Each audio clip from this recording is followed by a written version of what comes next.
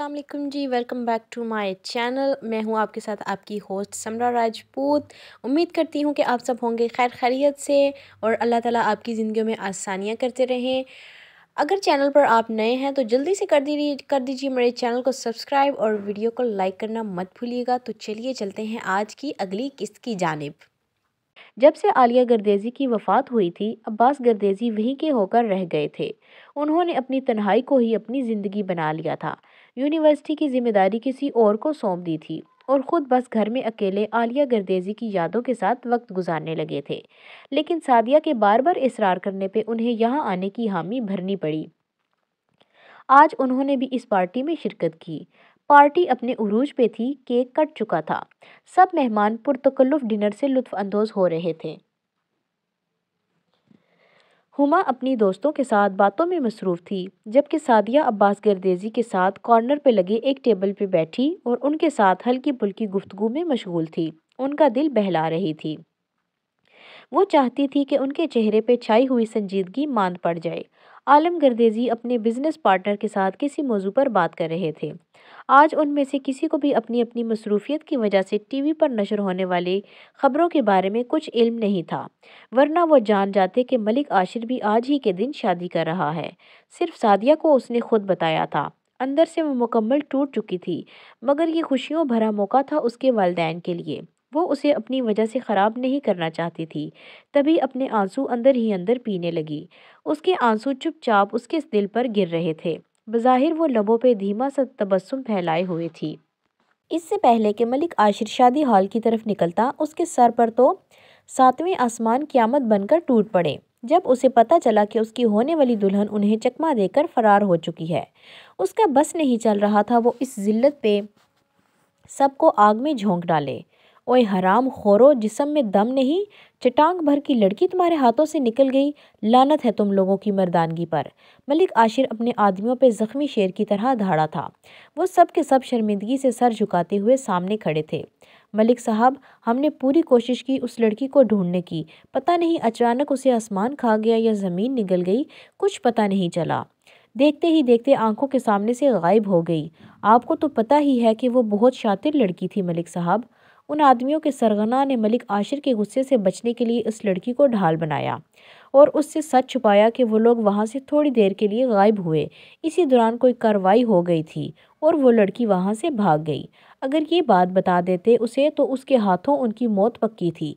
इसीलिए अपनी जान को सलामत रखने के लिए उन्होंने उस सच से पर्दा नहीं उठाया। उसकी सिर्फ जुबान चलती है, हाथ पाँव नहीं। वो नाजुक सी गुड़िया तुम्हें शातिर लगती है? वो गुस्सीली आवाज में फनकारा। तुम जैसे ट्रेंड आदमियों से भी शातिर हो सकती है वो। अपनी गलती का इल्ज़ाम उसके सर मत डालो। मलिक आशिर ने गुस्से से गुर्राते हुए सामने पड़ी शीशे के मेज़ को जोरदार लात मारी, जो उछलकर दूर जा गिरी और छन्नाके की आवाज़ से टूट गई। मेज़ के कांच अनगिनत किरचियों में मुनकसिम हुए ज़मीन पे जा बिखर चुके थे। संभाल के मलिक, इतना गुस्सा ठीक नहीं, दुर्राब ने आगे बढ़कर कहा तो मलिक आशिर ने उसे कहरबार नज़रों से घूर कर देखा। संभालूं? कैसे संभालूं खुद को? कोई छोटी बात नहीं थी। मलिक आशिर की शादी हो रही थी। मुल्क के नामवर सियासतदान जमा थे, मीडिया था, बैंड बाजे बज रहे थे। जानते हो कितने पापड़ बेले थे उस हसीना के लिए? सिर्फ इन लोगों की एक लम्हे की गफलत की वजह से वो मेरे हाथों से निकल गई। दिल तो करता है इन सब हराम खोरों की जान निकाल दूं। कैसे जाने दिया तुमने उसे इतनी आसानी से? वो गुस्से से पेचो ताप खाते हुए सर से कुल्लाह उतार कर नीचे फेंकता हुआ धाड़ा। आप परेशान न हो मलिक साहब, हम कहीं से भी ढूंढ कर निकाल लाएंगे उसे। उन आदमियों के सरगना ने उसे तसल्ली आमेज अंदाज में कहा। चट्टांग भर वजन होगा उस लड़की का। तुम जैसे हाथियों की आंखों में कैसे धूल झोंक कर भाग गई? वो शेरवानी का पहला बटन खोलते हुए इधर से उधर चक्कर काट रहा था। बरादरी में क्या मुंह दिखाऊंगा कि एक विलायती लड़की मुंह पे कालक मल गई मेरे, और मेरी माँ को तो मौका चाहिए होगा मेरी इस शादी। वो गुस्से से बात अधूरी छोड़ गया। मलिक आशिर का गुस्सा किसी तौर ठंडा नहीं हो रहा था। मलिक साहब के डीएसपी का नंबर लगाऊं, आप उनसे बात कर लें, उसके वफादार मुलाजिम ने मशवरा दिया। ना, वो डीएसपी मेरे लिए नया रिश्ता ढूंढेगा। वो अबरू उचकाकर तुंद निगाहों से उसे देखते हुए बोला। दिल तो करता है पहले उस डीएसपी के पास तुम लोगों की रिपोर्ट लिखवाऊं। ایک نمبر کے حرام خور ہو تم لوگ، کام چور ہو، مفت کی روٹیاں توڑتے ہو، ایک کام بھی ڈھنگ کا نہیں کرنا آتا۔ وہ سب پہ اچٹتی ہوئی نظر ڈال کر زہر خوند لہجے میں بولا۔ آپ بات کر کے تو دیکھیں ملک صاحب، وہ لڑکی ابھی اتنی دور نہیں گئی ہوگی، ڈی ایس پی ناکے لگوا دے گا اور لڑکی ڈھونڈ لے گا۔ اسی ملازم نے مشورہ دیا۔ اوئے تو اپنی چونچ بند رکھ، وہ ڈی ایس پی کون سا کام کا ہے سالہ، تم لوگوں کا ہی چٹا ہٹا ہے، نکما ہے وہ بھی، ساری پولیس ہی ہڈ حرام ہے، رشوت خور، وہ بھی جیبیں بھرے گا اور باتوں سے پیٹ بھرے گا، کرے گا کچھ نہیں۔ ملک عاشر نے سارے کے سارے کتے پال رکھے ہیں جو وقت پڑنے پہ صرف بھونکتے ہیں، کرتے کچھ بھی نہیں۔ سالو ڈوب مرو، دفع ہو جاؤ میری نظروں سے، ڈھونڈ کر لاؤ اسے۔ وہ انہیں گھورتے ہوئے دھاڑا تو سب جلدی سے وہاں سے باہر نکل گئے۔ یار آگے تو سارا جنگل اور ویران علاقہ ہے، کہیں کسی جنگلی جانور کے ہتھے نہ چڑھ گئی ہو۔ وہ جنگل کے سامنے کھڑے ایک دوسرے سے مخاطب تھے۔ یار اگر واقعی وہ لڑکی پولیس یا میڈیا کے ہتھے چڑھ گئی تو ملک صاحب تو گئے سمجھو۔ بکواس نہ کر، ملک صاحب نے سن لیا تو پہلے گیو اٹھا کر دوسرے نے استہزائیہ انداز میں کہا لگایا، ملک صاحب اس بات کو جلدی ختم کروائیں، اگر اس نے میڈیا کے سامنے منہ کھول دیا تو آپ نے اسے اغوا کر لیا تھا تو کیا عزت رہ جائے گی؟ ایک وفادار ملازم نے مشورہ دیا۔ چٹاخ! تبھی ملک عاشر نے ایک زوردار تھپڑ اس ملازم کے منہ پہ مارا۔ کتنی بار کہا ہے اپنی چونچ بند رکھ، بار بار بک بک کرتا ہے۔ وہ مجھے میڈیا کے سامنے پھنسائے گی تو ملک عاشر نے بھی کوئی کچی گولیاں نہیں کھیلی، سمجھے؟ کہتے ہوئے وہ دندناتا ہوا وہاں سے اپنے کمرے کی طرف بڑھ گیا۔ دراب اس کی پشت دیکھ کر رہ گیا۔ محمل سرخ اور روسی لباس میں ملبوس بھاری لہنگا دونوں ہاتھوں سے تھامے سر پٹ دوڑتی ہوئی سڑک کے کنارے کھڑی ہوئی تھی۔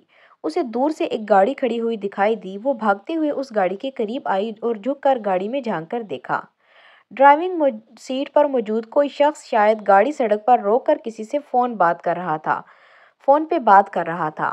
اس نے بنا وقت ضائع کیے دونوں ہاتھوں سے دھڑ دھڑ گاڑی کا شیشہ پیٹ ڈالا، مگر گاڑی میں شاید میوزک لگا تھا یا پھر وہ ساؤنڈ پروف تھی، اندر موجود شخص کے کان پہ جوں تک نہ رینگی۔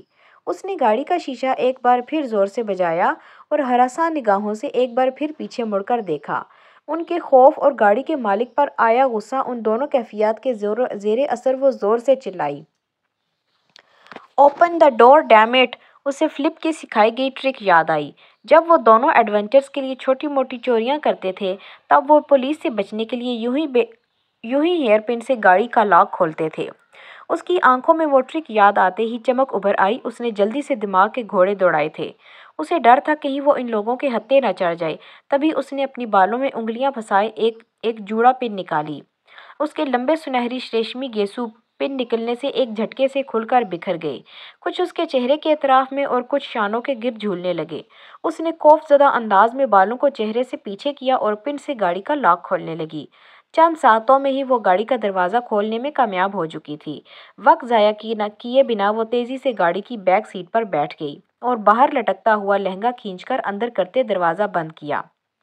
گاڑی کا دروازہ زور سے بند ہونے کی آواز سن کر سمسام زریس گردیزی نے استفہامیہ نگاہوں سے پلٹ کر اسے دیکھا۔ وہ چہرے پر آئے بالوں کو پیچھے ہٹا رہی تھی اور گاہے بگاہے پیچھے مڑ کر دیکھ رہی تھی۔ سرخ اور روسی لباس میں ملبوس، بھاری جویلری پہنے ہوئے تھی۔ کون ہو تم اور میری گاڑی میں بیٹھنے کی جرت کیسے کی؟ اس کی بھاری گرجدار آواز گاڑی میں گونجی، لیکن وہ لڑکی اس رعبدار شخص کے سوال کو خاطر میں لائے بنا بار بار پیچھے مڑ کے دیکھ رہی تھی۔ پلیز گاڑی چلائیں، میں آپ کو سب بتا دوں گی، لیکن ابھی مجھے آپ کی مدد کی ضرورت ہے، وہ ملتجی انداز میں بولی۔ اب سائیڈ مرر سے پیچھے دیکھ رہی تھی۔ ایکسکیوز می، تم جانتی ہو میں کون ہوں جسے تم حکم دے رہی ہو؟ وہ عالم اشتعال سے اس پر بھڑکا۔ مجھے آپ کو جاننے کا کوئی شوق نہیں، لیکن فی الوقت مجبور ہوں آپ جیسے شخص کی مدد لینے پر۔ سمسام زریس کے تو سر پہ لگی تلووں پہ بجھی، اس کی آنکھوں سے شرارے پھوٹنے لگے۔ I need your help, I request you please! اس نے گردن ترچھی کیے جانچتی نظروں سے اسے دیکھا۔ اسے لگا آج پھر اسے نظروں کا دھوکا ہوا ہے۔ اس نے آنکھیں میچ کر کھولی لیکن منظر نہیں بدلا۔ اس کی مونچھوں تلے انابی لبوں پر صرف لمحہ بھر کے لیے زخمی سی مسکراہٹ ابھر کر معدوم ہوئی، جو کسی بھی دیکھنے والے کو دکھائی نہ دیتی۔ ضرور عاشر عالم یا پھر عباس گردیزی کی کوئی نئی چال اسے اپنے جال میں پھنسانے کی۔ اس نے دل میں سوچا، اور دل میں ہی جاندار قسم کا قہقہ لگایا۔ اب وہ پہلے جیسا سمسام نہیں رہا تھا جو کسی کی بھی بجھائی گئی بساط کا مہرہ بن جاتا۔ اس نے پلٹ کر دیکھا۔ اس لڑکی کے چہرے پر ہوائیاں اڑی ہوئی تھیں، جیسے وہ کسی سے خوف زدہ تھی، لیکن اب اکڑ ابھی بھی قائم تھی۔ اس کے یوں کسی ماہر کی طرح اس کی لاکڈ گاڑی کو کھول کر اندر آنے والی حرکت نے اس کے دماغ میں اس لڑکی کے لیے شکوک و شبہات پہ حقیقت کی مہر ثابت کر دی تھی۔ محمل نے واپس پیچھے مڑ کر دیکھا۔ کچھ لوگ ہتھیاروں سے لیس انہی کی گاڑی کی طرف آ رہے تھے۔ تم جیسے میری گاڑی کو ان لاکڈ کیے ایک کرمنل کی طرح اندر گھسی ہو۔ I can't trust you. اب آپ خود میری گاڑی سے باہر نکلیں گی یا یہ تردد بھی مجھے ہی کرنا پڑے گا؟ وہ اپنے تئیں مؤدبانہ انداز میں بولا۔ اس لڑکی کو اس وقت وہ شخص دنیا کا سب سے شفاف انسان لگا تھا۔ اس کی سیاہ آنکھوں میں حیرت در آئی۔ اس کا دل کر رہا تھا کاش وہ اس وقت اس ڈھیٹ انسان کا قتل کر سکتی۔ انہی آدمیوں کی گاڑی یکدم ان کے قریب سے گزری تو اس لڑکی نے اپنی آنکھیں زور سے میچ لیں۔ اس کے چہرے پر خوف کے سائے گہرے ہوئے۔ اس نے فوراً سر جھکا لیا۔ وہ کچھ نہ کچھ سچویشن کو سمجھ گیا تھا۔ یقیناً کوئی اس کے تعاقب میں تھا اور وہ کسی سے چھپ رہی تھی، یا وہ اسے اپنے چہرے کے اضطرابی تاثرات سے بے وقوف بنا رہی تھی۔ بے شک وہ لڑکی اس کی گل رخ کا چہرہ لیے اس کے سامنے آئی تھی، وہ بھی دلہن کے روپ میں۔ جب اس نے آخری بار گل رخ کو کھو دیا تھا تب بھی وہ یوں ہی دلہن کے لباس میں ملبوس تھی۔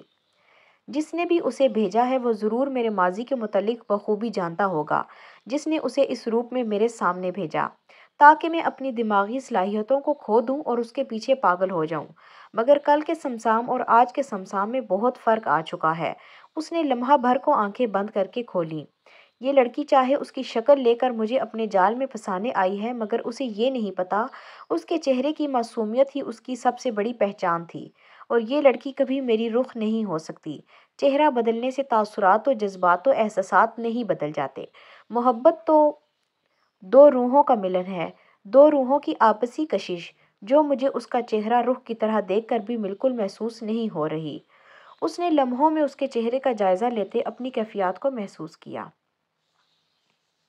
وہ کسی کے بھی معاملے میں الجھنا نہیں چاہتا تھا، تبھی بنا مروت کے نپے تلے انداز میں کہا، اس سے زیادہ میں تمہاری کوئی مدد نہیں کروں گا۔ جن سے تمہیں خطرہ تھا وہ اب جا چکے ہیں، تو نکلو میری کار سے باہر۔